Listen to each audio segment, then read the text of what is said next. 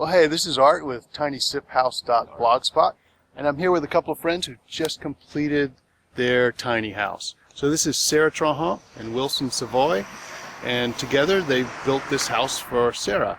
So I've got some video footage, but we're going to take a little tour of the inside. So how'd it come out?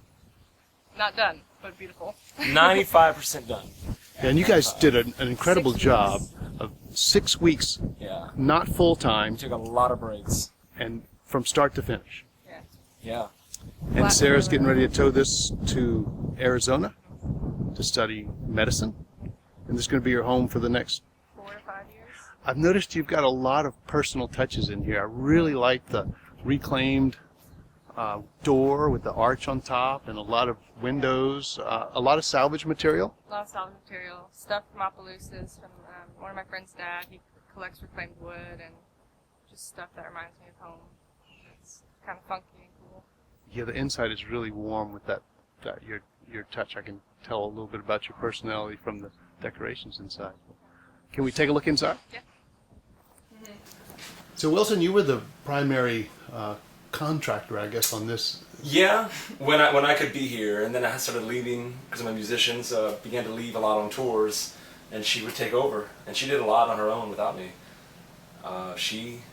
She built that by herself, which is very impressive because the Murphy bed, you know, before we started this project, I think she said she had never even built a picture frame or something. I had only built a picture frame. I'd only built a picture frame. And it's not that great. And Wilson, you had built your house. Yeah, I built my house, and I've been doing like carpentry for like, I don't know, coming on 8-9 years. And so I had all the tools, and I really enjoyed. I had a lot of free time in August, except for these few little tours. And I decided, and I'd watched that documentary, Tiny House, like 2 weeks before she told me she wanted to buy an Airstream. And I said, well, don't buy an Airstream, build you one.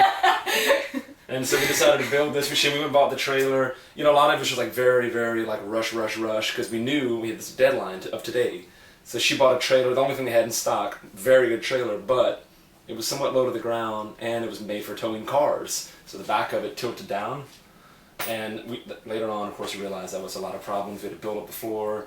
The plumbing, of course, it all happened to fall directly over these metal bars. So things that, you know, we learned later on, like Make a blueprint. make a blueprint, have, you know, we learned a lot of things that for next time when we do it. But for 6 weeks, you know, we got a lot done. There's a lot of things we didn't get done, like the trim. It's all livable, but a lot of the plumbing isn't finished. The electrical is completely finished. So when she gets there, she'll have an AC and all that. Just won't have a shower yet. But a plumber can knock that out in one day when she gets there, you know, a good plumber. So once she has that, then it's just going to be little finishing touches here and there. She'll probably, just like any house, as you live in it, you'll change a few things, add this and that, and, you know, hopefully downsize her enormous fridge. Yeah. Or maybe not. Or maybe Yeah. I bet some good meals will come out of that. Yeah. Yeah, and she got like a little miniature stove over here, and the cabinets are great. We were going to build them. We just ended up going to Home Depot, and she built her countertop out of this funky, like, kind of reclaimed wood left over from the project. Just like some of it was reclaimed, and I like the trim. yeah, obviously the sink isn't really installed yet. Well, I still think for 6 weeks you did an incredible job. And Sarah, tell me about the finish on these On cabinets. these, so it's an Annie Sloan paint, and you just paint it on, and then you let it dry, and you put a clear wax, and then after that you put the dark wax on to make it look distressed wherever you want. Really looks amazing. It looks like it came out of an old house. Yeah, I like things that are imperfect, so I don't have to make it. I don't have to fret about it. That could be a tiny house motto: living in imperfect spaces. Yeah. Yeah, you know, it's so boring to live in something that's like perfect, everything, you know, and it's just interesting to have all these funky little things that are floating around. Like, you know, if you've ever asked somebody when they go camping, that's what they like about camping, you know, it's just like funny, unfinished things, and Got character. yeah, you got character, got a lot of character. And because there were a lot of people involved who didn't know anything about carpentry, zero, zilch. Yeah. And sometimes we do it and we're just like, oh, well, that's pretty good, it's funky, but it'll work. And sometimes it'd be like, no, this is horrible, we need to cut this out and start over. Yeah. Any similarities to playing music?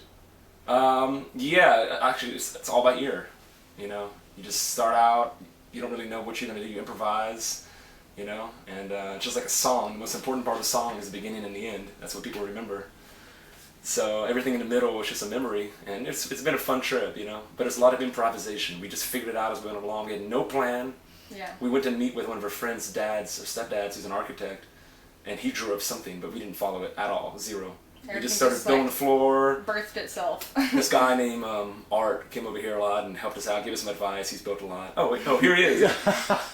So it was more like jazz than a Yeah, I mean it's classical piece. well, right. It's like the music I play. It's not classic. It's not written out like classical music. It's just by ear. So you start doing it, and as you keep going along with the song, other people jump in, they chime in their advice, or they start playing their solos. They start doing everything. You change with them.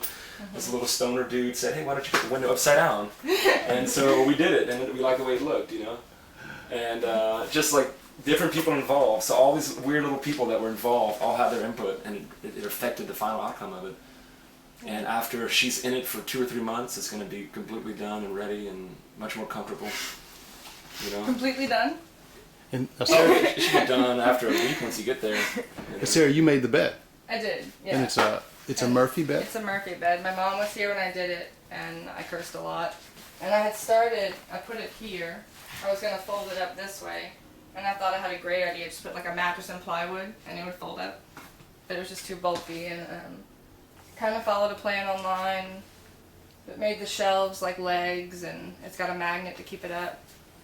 And when Yeah, I get that's some clever. time, it'll have some pistons to come down easy. So these will become the support when it's Yeah, down. it's the legs. And it was hard, the wheel well's there, and this window's here, so it had to be thin enough to come down and be level when it came down.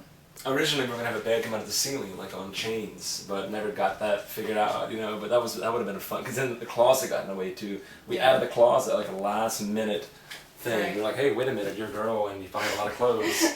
Don't you want to have your clothes somewhere? Yeah, I'm glad you thought of that. So we built this closet like last second. We had to shrink the door for the bathroom to fit the closet.